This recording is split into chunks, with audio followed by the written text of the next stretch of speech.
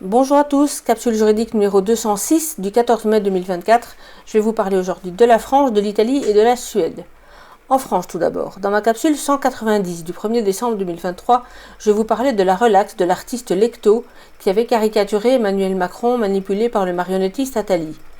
Je vous disais notamment que la procédure avait été exceptionnellement rapide mais n'avait pas tourné à l'avantage des plaignants, c'est-à-dire essentiellement la LICRA.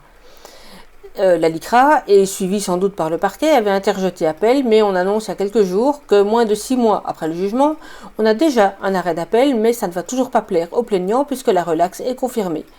En temps normal, je rappelle quand même qu'un plaignant qui saisit la justice pénale, s'il le fait directement par voie d'assignation directe ou même si c'est le ministère public qui prend l'initiative, attend généralement des mois et souvent des années pour obtenir un jugement, puis la même chose en appel. Et donc en face, je me demande quand est-ce qu'ils vont arrêter de vouloir à ce point tordre le droit à leur avantage. La liberté d'expression est déjà très malmenée, mais la caricature politique est encore sans doute un des seuls points sur lesquels les juges résistent. Je note d'ailleurs que la fresque avait été effacée 70 heures après sa réalisation, et c'est dommage, artistiquement parlant on va dire. D'ailleurs ça m'amuserait pas mal que l'auteur de la fresque, maintenant qu'il a gagné sur le plan pénal, poursuive ceux qui ont procédé à la suppression de la fresque en invoquant une atteinte à l'intégrité de l'œuvre.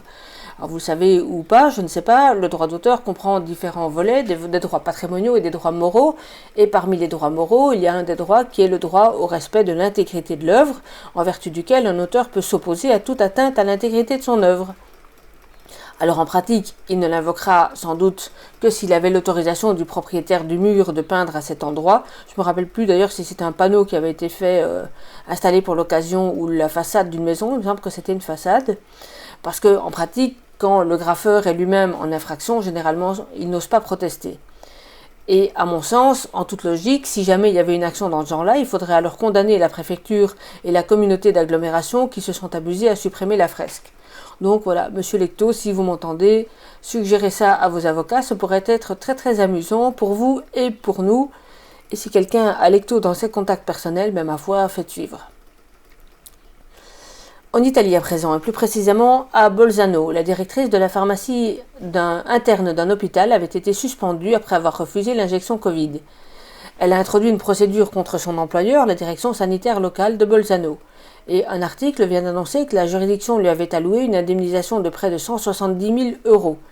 La suspension avait duré du 4 septembre 2021 au 31 décembre 2021, puis avait de nouveau été renouvelée quasiment pour toute l'année 2022, donc de janvier à début novembre, et ce malgré qu'elle avait reçu une exemption de vaccination dont l'employeur n'a donc manifestement pas tenu compte. L'article nous dit ceci, je cite: il s'agit d'un chiffre, donc l'indemnisation, monstrueux et sensationnel, le plus élevé jamais enregistré jusqu'à présent, et qui pourrait désormais aussi être le prélude à une enquête de la Cour des comptes pour atteinte au trésor. Fin de citation. La plaignante est aussi réintégrée dans ses droits aux congés payés, ancienneté, etc. pour un total d'un peu plus de 33 000 €. L'employeur a aussi été condamné à payer les 2/3 des frais de justice de la plaignante. L'article précise ensuite la question relative à la Cour des comptes en disant ceci. Je cite, à nouveau. Mais cela ne s'arrête pas là, il pourrait aussi y avoir des évolutions administratives. Selon l'avocat, qui s'appelle Maître Sandry, une ASL, donc ça doit être l'autorité de santé, qui doit débourser tout cet argent pour avoir suspendu illégalement un employé, risque l'intervention du système judiciaire comptable. J'espère que cette intervention aura lieu le plus tôt possible, car les fonctionnaires qui ont abusé de leur pouvoir pour dilapider l'argent public doivent payer personnellement. Fin de citation. Et sur le fond, la plaignante reprochait à son employeur de ne pas l'avoir affectée à des tâches différentes, mais sur ce point, elle ne fut pas suivie par le tribunal, notamment parce qu'elle ne démontrait pas qu'elle aurait pu occuper un autre poste précis, vacant et disponible au moment de sa suspension, et elle reprochait aussi, deuxièmement, de ne pas avoir tenu compte de l'exemption de vaccination qui lui avait été délivrée, et c'est essentiellement sur ce point qu'elle gagne, puisque la suspension n'aurait donc pas dû être prononcée pour toute la période qui débutait en janvier 2022. Apparemment, les 3 premiers mois fin 2021 ne posait pas de difficultés sur le plan légal. Et je mets évidemment sous ma capsule le lien vers l'article ainsi que vers la décision elle-même. Enfin, en Suède, je vous avais parlé dans ma capsule 195 du 20 janvier 2024 d'une affaire qui avait défrayé la chronique là-bas. Il s'agissait du décès d'un très jeune père de famille de 30 ans en pleine forme, et ce, une vingtaine de jours après qu'il ait été injecté à l'aide du produit commercialisé par Moderna. Avec l'aide d'un ami criminologue installé là-bas, j'avais pu obtenir une copie de la décision d'un organisme comparable à l'oniam. Et à ce moment-là, une autopsie avait été ordonnée, puis une autre et enfin une troisième pour aboutir à une décision qui admettait, mais apparemment du bout des lèvres, un lien entre l'injection et le décès et qui allouait certains montants à la jeune épouse de la victime et à l'enfant du couple. Ça, c'était donc l'état en janvier.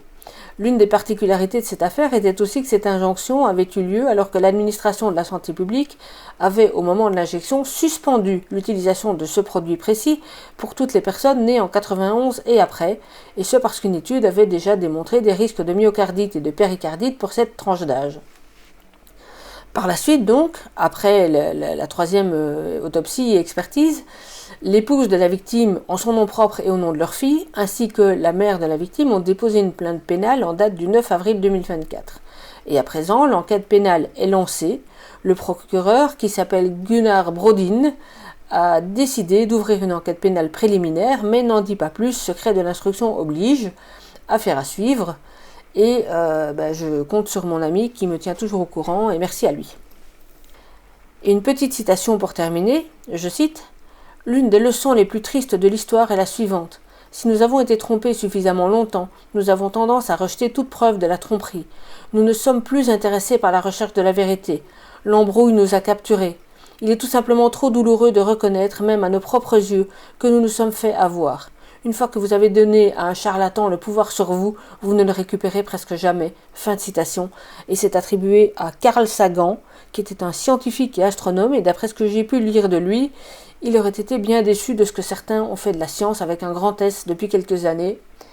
Et voilà ce que j'avais pour vous aujourd'hui. Tenez bon et bonne journée. À bientôt, au revoir.